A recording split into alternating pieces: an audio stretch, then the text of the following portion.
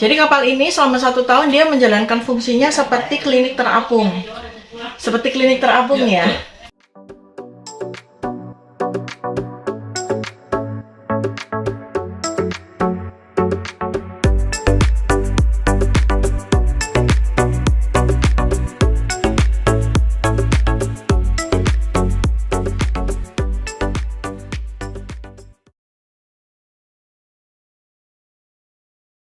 Jadi mohon arahnya kali ini kita gimana sedikitnya?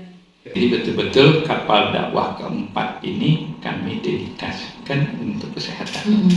Nah, kegiatan pertamanya itu di Papua Barat Daya. Itu yang kami harapkan bahwa kemudian kapal ini kiprahnya jadi dikenal oleh masyarakat Indonesia. Dinamakan kapal ini kan KDDC, kapal dakwah Dr. Care. Gitu kan. Kita yang menjadi target kita sekarang ini kan kapal ini mau kita isi dengan alat kesehatan ya, Desi. Alat kesehatan. Karena tanpa alat kesehatan ya kapal ini ketika jalan gitu ya pengaruhnya jadi ke masyarakat jadi agak kurang gitu.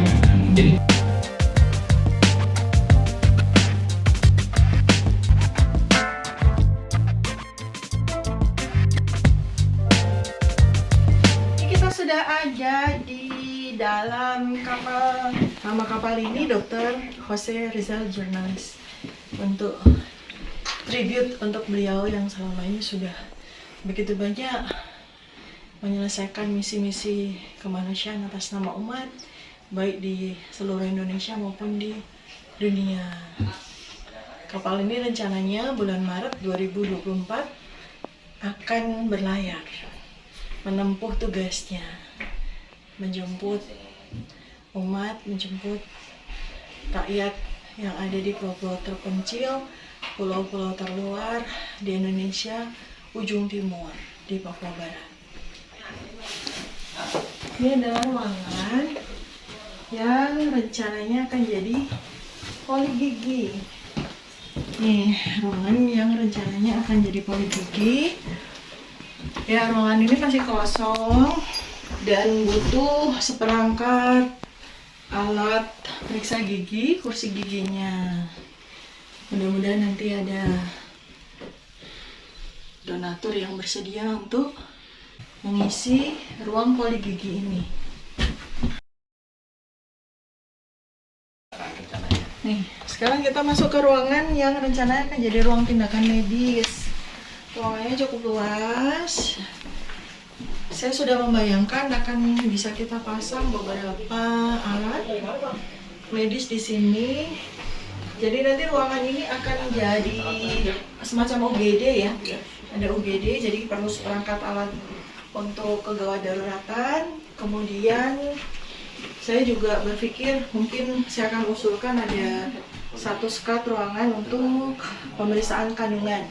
Karena kalau di pulau-pulau terpencil di wilayah tersebut banyak sekali kaum wanita yang pasti akan selalu membutuhkan pertolongan dari sisi kebidanan kandungan maupun dari pemeriksaan yang perlu untuk mereka butuhkan untuk kualitas kesehatan mereka.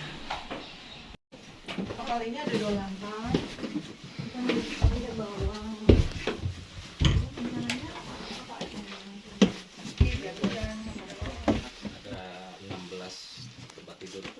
Atau Mercy?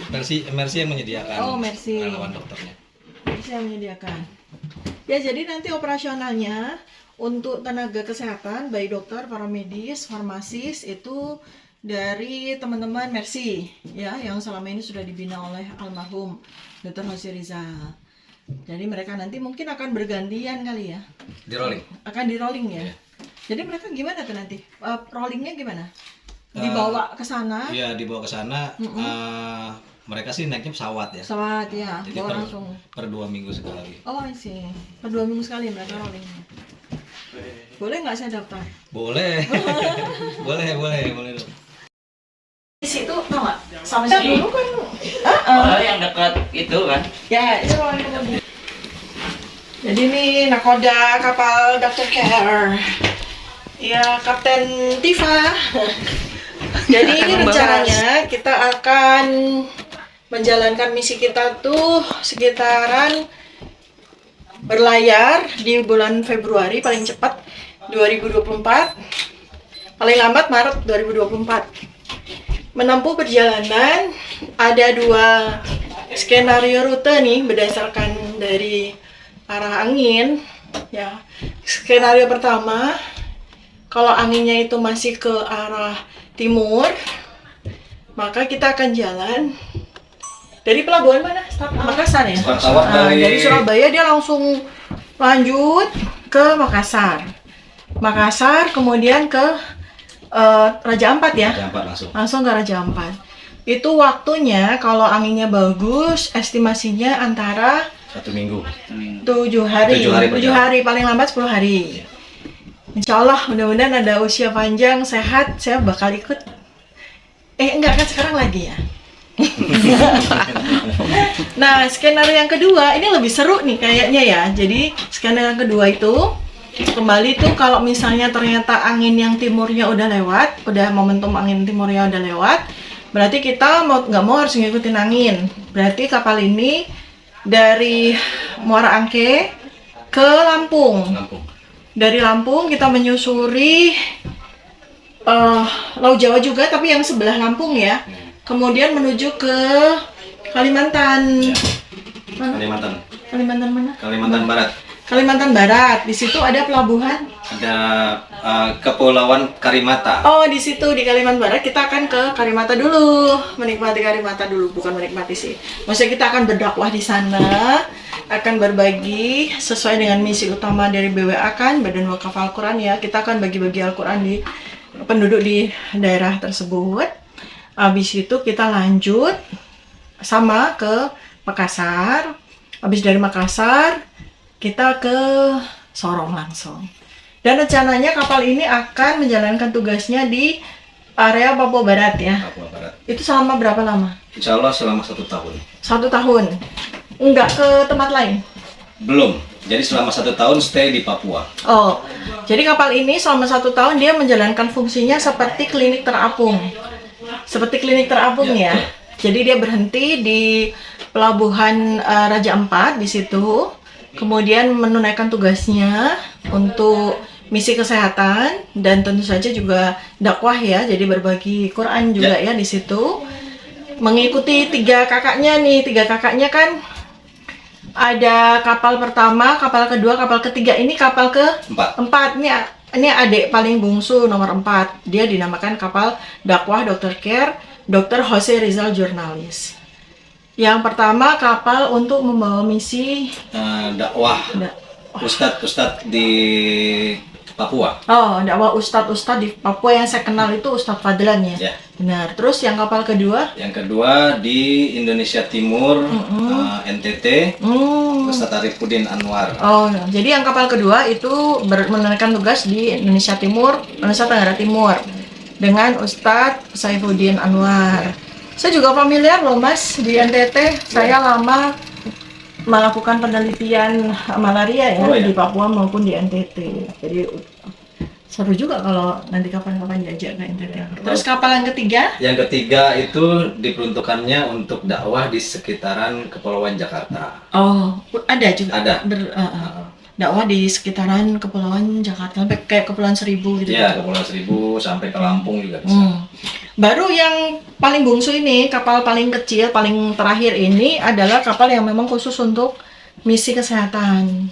Ya, Anda pasti tahu ya, banyak kapal-kapal yang memang diperuntukkan untuk misi kesehatan di dunia. Salah satu juga di Indonesia juga ada. Nah ini kita mau menambah kapal yang diperuntukkan untuk misi kesehatan.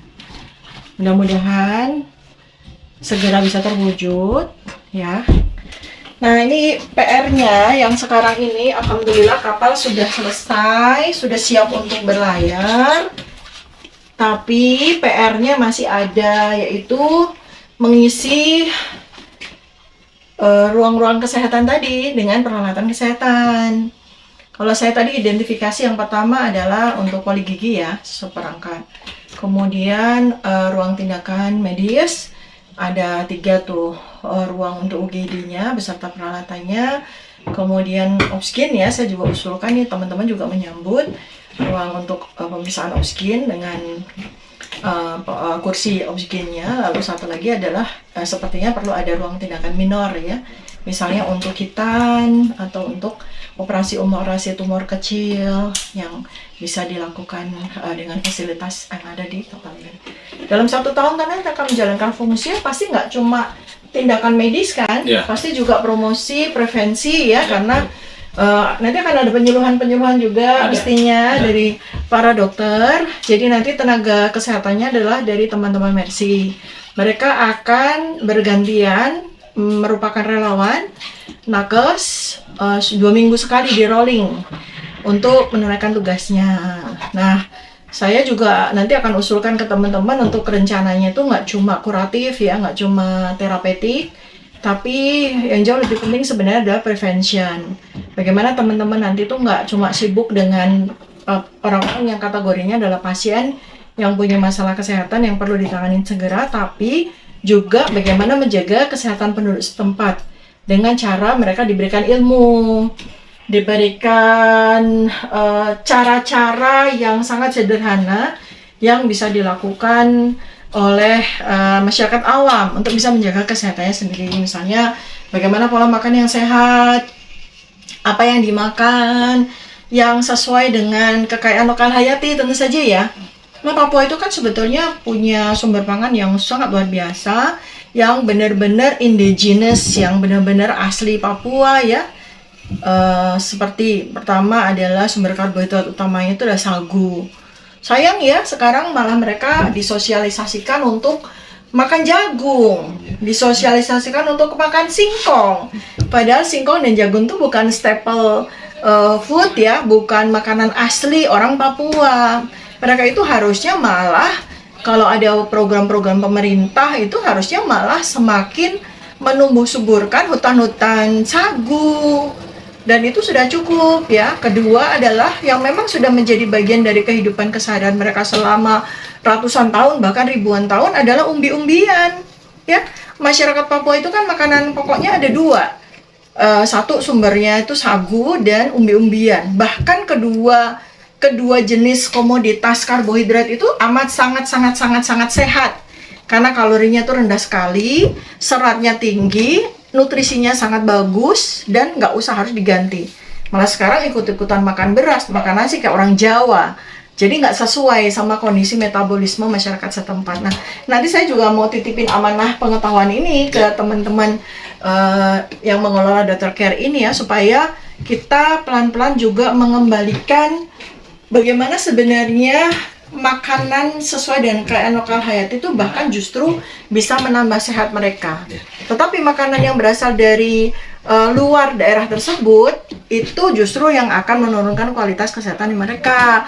Makanya sekarang gara-gara orang Papua itu jadi ikut-ikutan makan beras karena dididik makan beras, dididik makan jagung dan singkong yang itu tidak sesuai dengan kaidah metabolismenya mereka, maka angka diabetes melonjak, angka hipertensi melonjak, angka stroke dan penyakit-penyakit metabolik yang lain itu juga melonjak. Dan itu sebetulnya bukanlah penyakit-penyakit yang seharusnya layak ada di Papua.